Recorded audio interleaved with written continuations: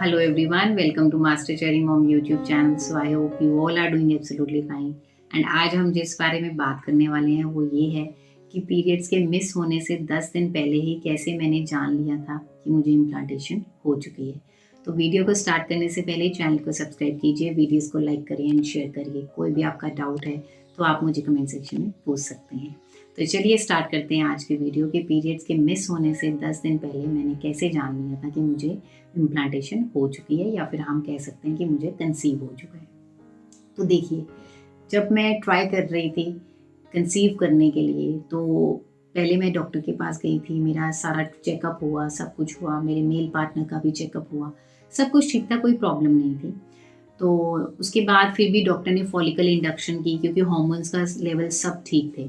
तो डॉक्टर कहते हैं कोई बात नहीं, ऐसा करते हैं हम एक बार फॉलिकल इंडक्शन भी कर लेते हैं। तो फॉलिकल इंडक्शन हुआ, उसमें देखा गया एग्स वगैरह के लिए, तो वो भी ठीक था, वो भी नॉर्मल था, लेकिन उस टाइम पे भी मुझे कंसीव नहीं हो पाया था। फिर उसके बाद डॉक्टर को डाउट हो गया कि कहीं मेरे को ट्यूब्स में ब्लॉकेज तो नहीं होगी। तो उसके लिए उन्होंने HSG टेस्ट करवाया, वो भी नॉर्मल आया, उसकी रिपोर्ट भी ठीक थी, कोई प्रॉब्लम नहीं आई।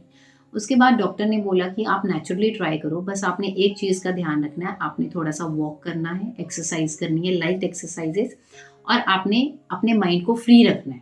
क्योंकि जब कोई प्रॉब्लम ही नहीं है तो उसकी चीज़ के लिए बार बार सोच सोच के वैसे ही आप टेंशन लोगे, और जब हम टेंशन लेंगे तो बट ऑब्वियस है कंसीव होना भी होगा तो नहीं हो पाएगा।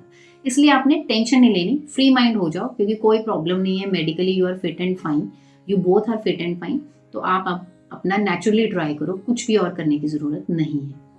तो उसके बाद हमने ट्राई करना शुरू किया, और जब मेरे को जैसे मेरा साइकिल आया, मेरा साइकिल रेगुलरली 28 डेज़ पे आता था, वैसे ही आता था, तो मेरा ओव्यूलेशन हुआ।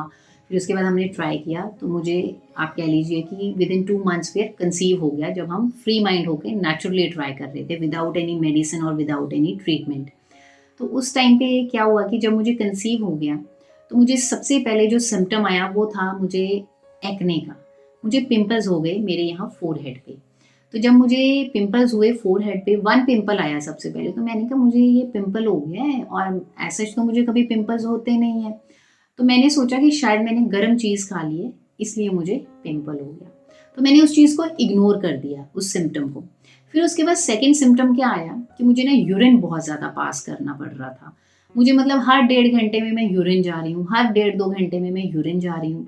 एक आधा दिन तो मैंने इग्नोर कर दिया, लेकिन सेकंड थर्ड डे मुझे फ़ील हुआ कि ये ज़्यादा चीज़ हो रही है, मुझे बार-बार टॉयलेट जाना पड़ रहा है, कहीं मुझे यूरिन इन्फेक्शन तो नहीं हो गया।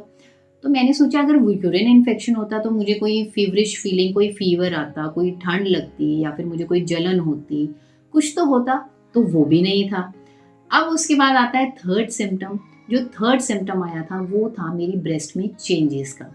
मेरी ब्रेस्ट में चेंजेस होने शुरू हो गए, और मेरी ब्रेस्ट में मैंने क्या चेंजेस फील किए, ये जो चेंज था ये मैंने 5th डे में फील किया। इन 3 सिम्पटम्स को फिर मैंने 5th डे में तीनों को एक साथ जोड़ा, और फिर मैंने फील किया कि जो मेरी ब्रेस्ट है उसमें स्वेलिंग है, वो हैवी हो गई है, और जो निपल्स हैं उनमें पेन है हल्की हल्की, मतलब जैसे मैं हल्का सा भी अपनी ब्रेस्ट को टच कर रही थी तो मुझे ऐसा लग रहा था मेरी ब्रेस्ट एकदम से सेंसिटिव सी हो रखी है, कि टच किया है तो हल्का सा दर्द हो रही है, स्वेलिंग लग रही है, सूजी लग रही है और भारी लग रही है। फिर मेरे दिमाग चला कि हम ट्राई भी कर रहे हैं, और एक तरफ मेरी ब्रेस्ट में भी चेंजेस आ गए हैं ये, और मेरे को यूरिन भी बहुत पास करना पड़ रहा है, और मुझे कभी एक्ने का प्रॉब्लम नहीं हुआ।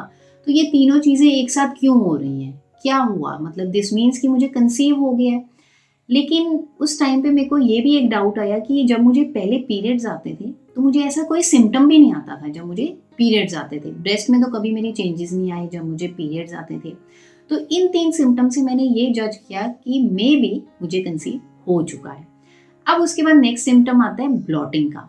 तो उसमें मुझे क्या हुआ कि जैसे मैं खाना खाती थी प्रॉपर 3 टाइम का, और मैं फ्रूट्स भी लेती थी अपने। लेकिन उसके बाद मैंने जैसे एक टाइम ब्रेकफ़ास्ट कर लिया, उसके बाद मुझे भूख ही नहीं लगनी, मुझे ऐसा लगना पेट भरा हुआ है। मुझे ऐसा लगेगा कि मुझे ज़रूरत नहीं है अब कुछ खाने की, मतलब मुझे फ़ील ही नहीं होता था ब्रेकफ़ास्ट करने के बाद कि मैं कुछ खाऊँ।